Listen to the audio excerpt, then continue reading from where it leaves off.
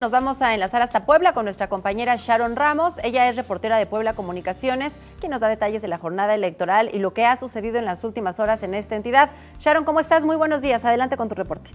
Hola, ¿qué tal? Muy buenos días. Así es, Miguel Barbosa, candidato de la coalición Juntos Haremos Historia por la gubernatura de Puebla, encabeza las preferencias electorales con un rango de votación entre 42.6 y 45.4%, de acuerdo con el conteo rápido del Instituto Electoral del Estado. Según las tendencias, Enrique Cárdenas Sánchez, candidato común del PAN, PRD y Movimiento Ciudadano, tiene un rango de votación entre 33.3% y 36%, mientras que Alberto Jiménez Merino posee un rango de 16.7 y 19%. Tras proclamarse como ganador de la contienda electoral por el gobierno de Puebla, Luis Miguel Barbosa Huerta hizo un llamado a sus contrincantes Enrique Cárdenas y Alberto Jiménez Merino para sentarse a dialogar con él, pues aseguró que gobernará para todos los poblanos. El Comité Técnico Asesor del INE informó que la participación ciudadana en esta entidad fue de entre 31.4 y 34.4%.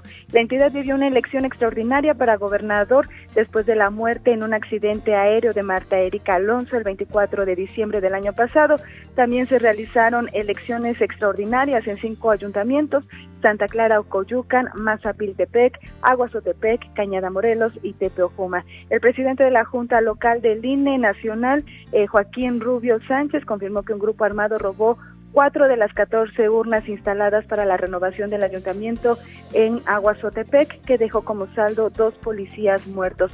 El escrutinio de votos continuará este lunes y el miércoles tendremos ya los resultados finales. Este es el reporte desde Puebla.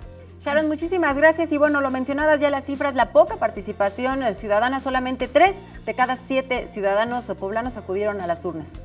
Así es, durante la jornada de ayer, pues a cuentagotas los poblanos salieron a votar. Sin embargo, pues estos son los datos que reveló el INE: entre 31 y 33% fue la participación ciudadana.